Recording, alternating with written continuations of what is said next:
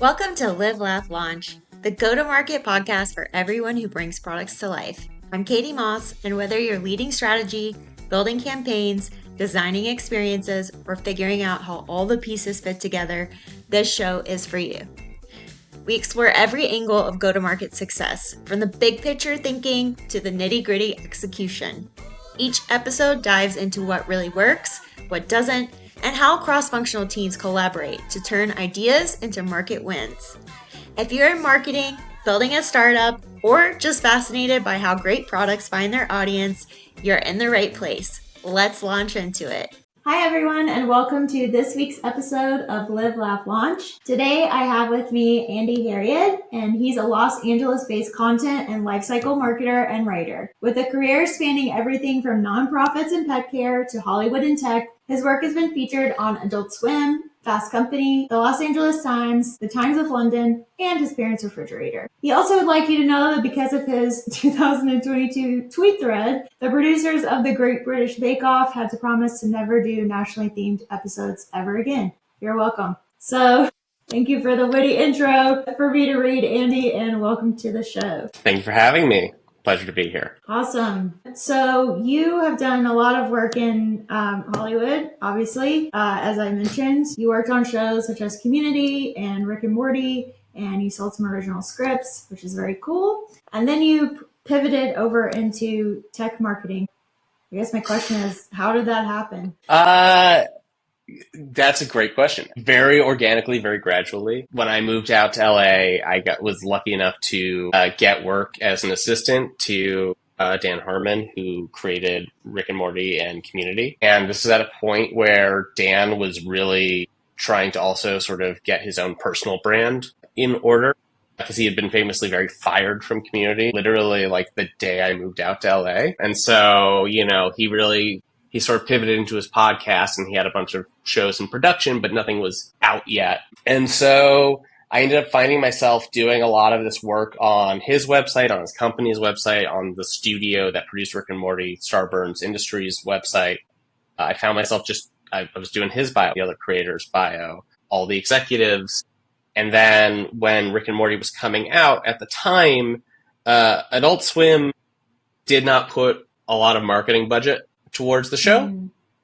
Like when the show was announced, it was literally at the bottom of a list of other things that would be coming out in the fall. So some of the lower level employees thought we should get our social media game off the ground, grassroots. And so me and some of the other PAs started our Reddit community, started the sort of Facebook page, and invited everybody we could to just please join so that we have the right amount of people before the show launches.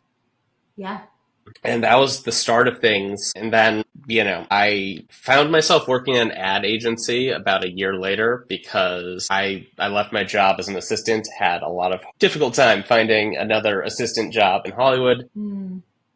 But there was an agency that was looking for young, hungry, underpaid people to do project management. And I paid attention and learned a lot. And eventually I started doing freelance stuff in pet care, and one of my clients hired me and worked my way up there. And I was always interested in tech, and eventually I was able to land consulting clients in tech, and there I've stayed. Yeah, it's obviously a different way of writing, but probably challenging in a different way as well. Yeah. So thank you for sharing your background. Very interesting to me. I want to dig into why we're here, go-to-market strategy. So my big question for you is, as a content person, lifecycle marketing person, where do you believe that content should sit in overall go-to-market strategy? At the risk of being incredibly self-serving, I think content kind of has a place everywhere. I think it's kind of inextricably linked with go-to-market strategy, because to me, content is anything that the public is consuming. So if that's the written word, I wouldn't go so far as this. Graphics are content, video is content, anything that is you're putting in front of an audience, that's content. And so to me, I don't know, I've always viewed it as just like another holistic component of the whole thing. You need to nail that at the same time that you're nailing everything else.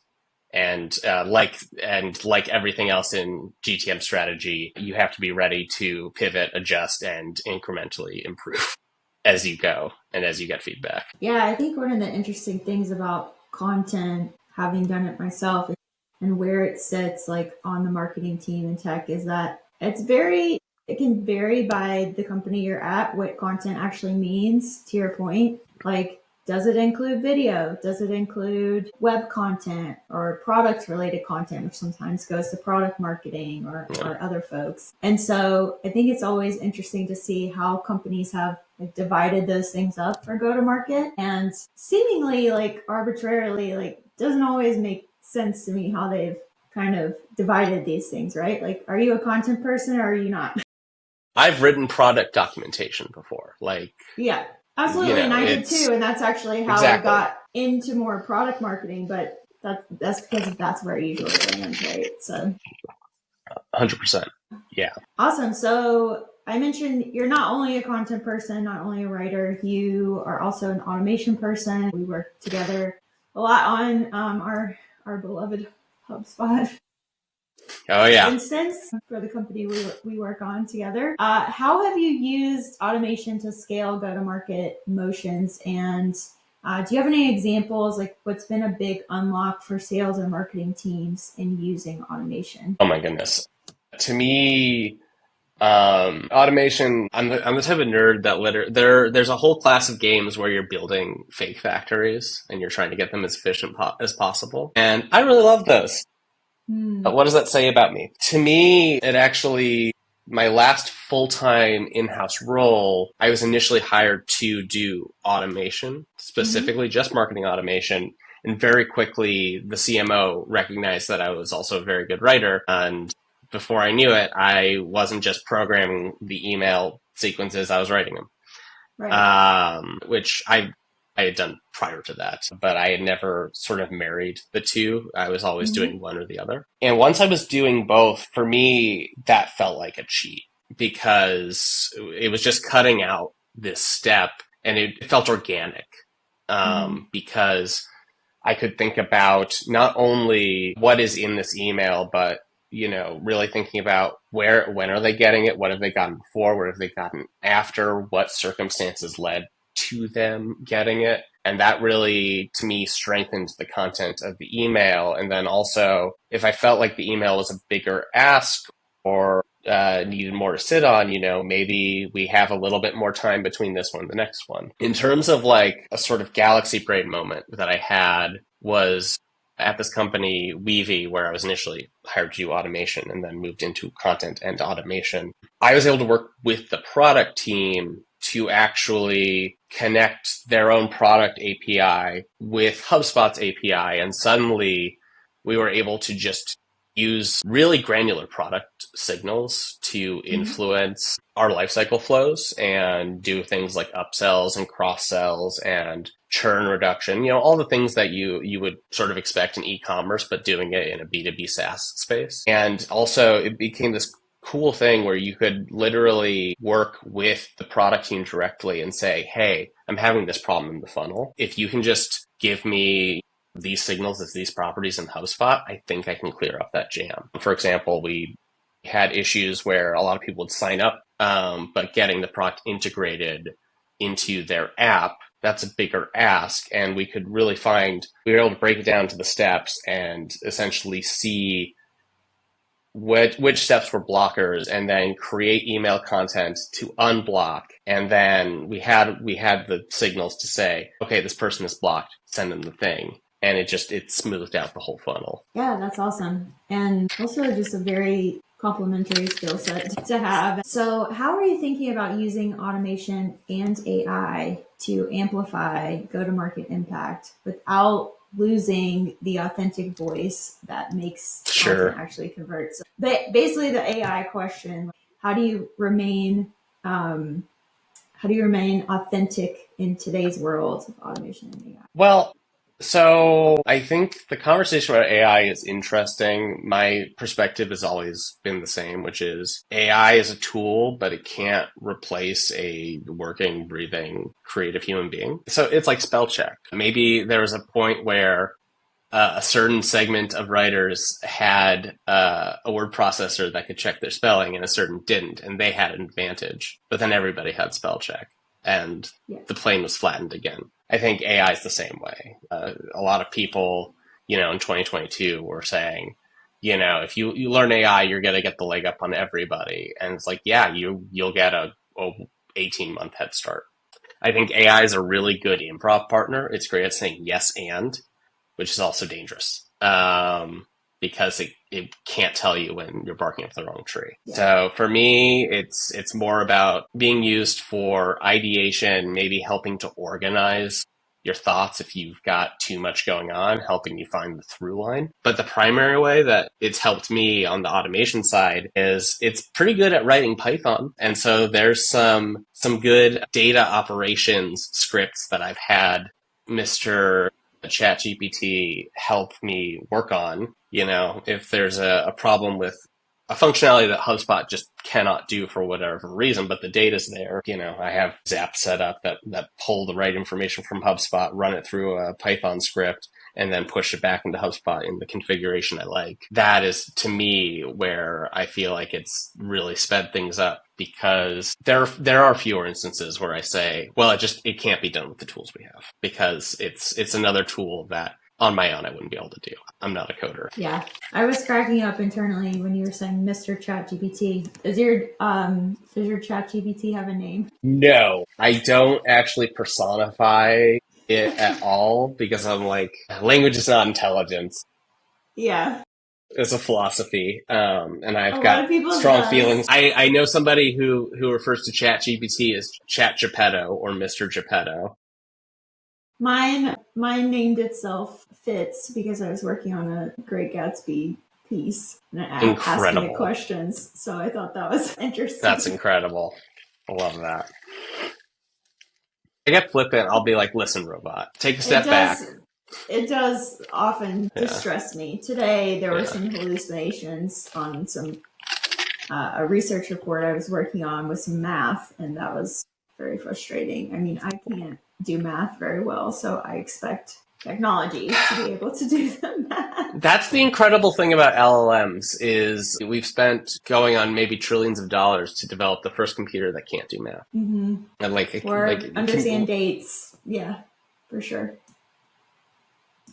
So let's pivot a little bit into more like, traditional content kind of question. But I'd like to hear your thoughts on this. So content often gets credit for awareness, top funnel stuff, but it struggles to prove its impact when it gets down to close revenue. And there's a lot that goes behind that, obviously, with multi-touch and the attribution models you have in place. But how do you position content's value to sales leaders who want to see direct pipeline contribution? So for me, I'm a big evangelist of product-led growth strategies. And in a lot of traditional PLG, the idea of content as sales enablement is really important. And so I always try to have a really positive relationship with any sales team I'm working with, because to me, if they're on the front lines, they're having the conversations, they've got the talking points.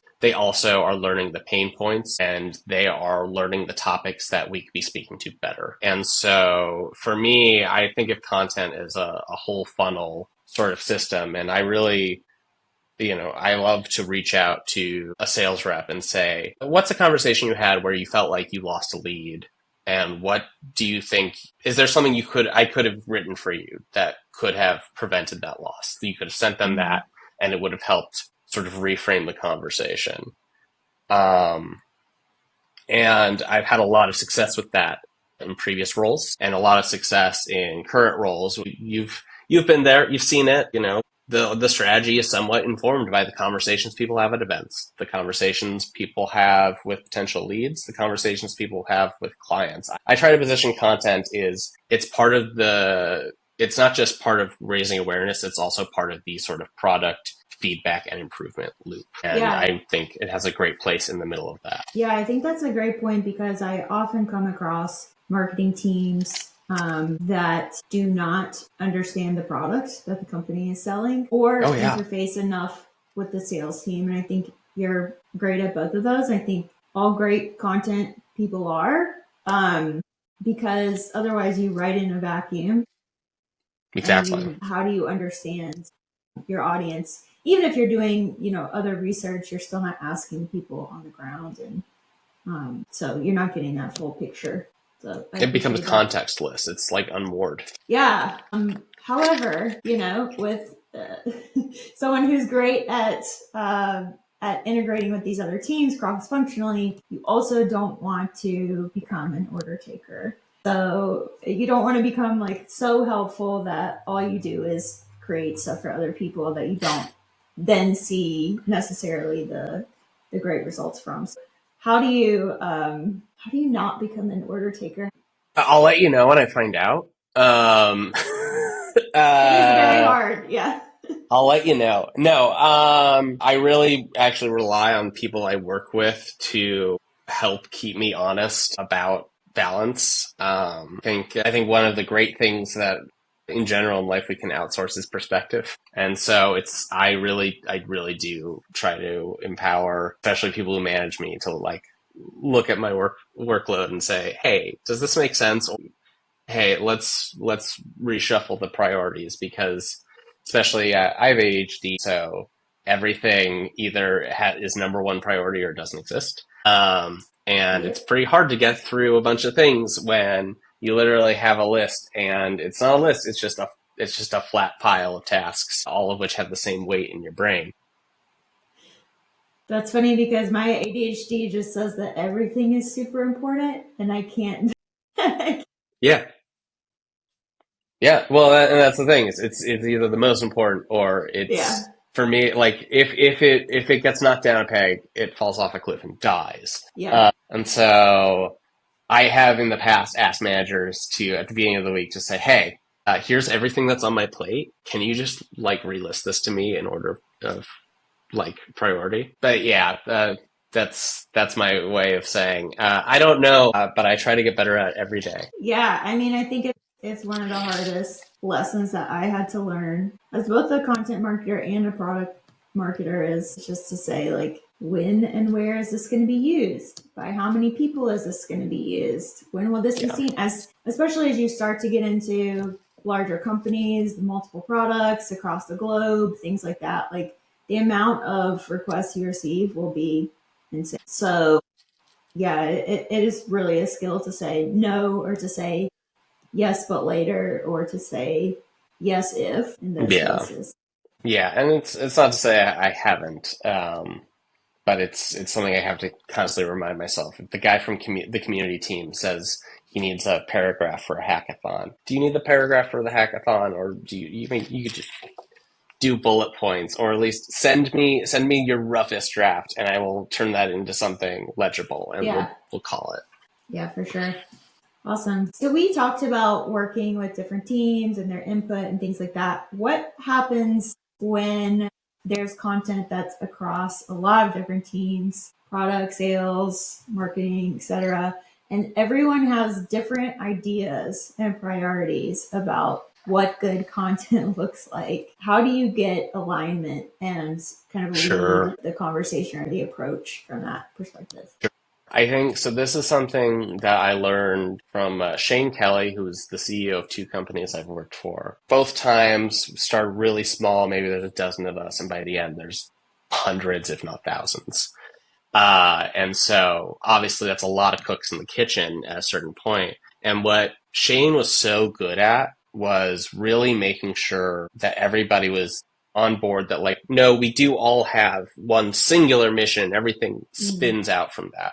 And so these were pet care companies. We had dog daycares. We had veterinary clinics, stuff like that. And Shane would always say, especially in like big company-wide calls, our job is to get dogs through the door. That's it. Literally. Our goal. Yeah, just dogs through the door. And so for me, it really is trying to like make sure that, yeah, there's going to be different factions, but ultimately, like, let's figure out what is our common goal with this piece of content. What are we trying to achieve here? And that really helps to keep the conversation focused. Because then you can say, well, this idea is great, but maybe it's not great for this. But we should come back to it.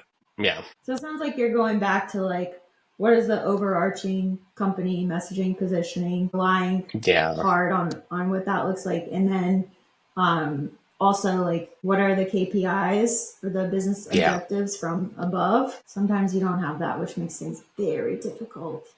Or they're not clear. But yeah, I think if you can always tie back to that, that's a good way to say no to things also. It's very sorry, helpful. this doesn't fit in my KPIs for this. Look, this quarter. I'm sorry, the bad guy is metrics.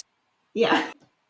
At the end of the day, we're trying to satisfy the board and the people who give us money. Yeah, for sure. Be they customers or investors or both. Yeah.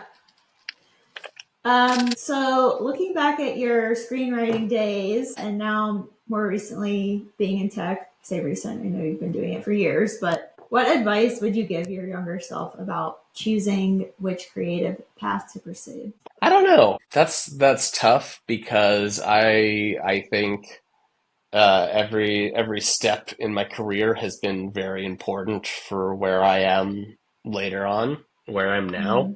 So I don't know that I necessarily change anything. And like, I guess it's like in the micro, certainly like steps, hey, maybe you should have stuck at that. Maybe you shouldn't have resigned from that job when you did. Maybe you should have stuck it out a few more months to make sure something panned out, things like that. But I think probably the best advice is in general that I think I give to any young person, slow down, figure out what you're good at, figure out what you could be better at. Be open to be open to feedback, know that it isn't personal 90% of the time. It is somebody trying to help you. But also, know when to stand up for yourself, because I've also worked for some pretty toxic people, and I'm sure I could have been better in my job later down the line if I had, you work for an abusive person and you end up coping in ways that are maladaptive to actually being good and productive. And so, the worst offender in my life has literally passed on, which I think if I had moved on before they had died, that probably would have been great for my career, instead of having this sort of like thing hanging over me that really influenced like how I interacted with people who manage me. Yeah, sometimes you have to, not all organizations are fit, not all bosses are fit, and sometimes it's better to like cut your losses early, for sure. I really had to break myself of approaching every conversation with a superior like I was on my back foot. Because any confidence I had in my work, I wasn't communicating that effectively. And I think I could have, there are opportunities where I could have been really more assertive and, no, I think this is the right direction. And I think it would have worked out better. And I think, Yeah, I really think content folks, writers have, at least the good ones, have so much potential for being strategic leaders in the organization, and they're not often given that opportunity, even though they literally are the voice of the company. Absolutely. And that's what they were hired for. It can also, it's often like, okay, do this thing and make it look like this. And then it becomes everyone else's kind of opinions and voice. And just like, a working factory line of what you're supposed to do. But yeah, I mean, having worked in content too, I would, encourage writers, content folks to speak up about their opinions and if you've been doing the work, if you've been researching the industry, if you've been researching your audience, you have so much knowledge that you can share that other people in the organization don't have. And you have to be confident in that. And that doesn't always happen, unfortunately, but. Yeah, it's this sort of funny thing where it's like your entire job is to organize ideas and make them as easy to digest as possible and as compelling as possible. And yet you can have this unwillingness to actually do that in just your sort of office setting. Yeah. And it can be hard for like leaders to let go as well, and kind of, anyone across the organization, whatever department they're leading. Some people have a stronger red pen than others. Absolutely. I think standing up for yourself is a great piece of advice. Well, Andy, where can folks find you if they want to talk to you more about content or marketing automation? Oh my goodness. You can find me on LinkedIn. I guess the spelling of my name will be somewhere in here. It's not easily spelled. But also, if you're really interested in reading about APIs and dogs, I have a portfolio of some of my content that I desperately need to update at the URL andy.forsale, one word. I figured if it works for the Beatles as an album title, it can work for my URL. So yeah. Yeah, and I will hype you up and say Andy is an awesome writer. I work with him every day, and You're very kind. Highly recommended for any contract writing work. Oh, thank you so much. Yes. The feeling is mutual. You're one of the best. Oh, thank you, Andy. All right. Well, thank you so much. I enjoy talking about content with you and where it fits in GTM, and we will see you all later. Thank you. Thanks. Thank you for having me.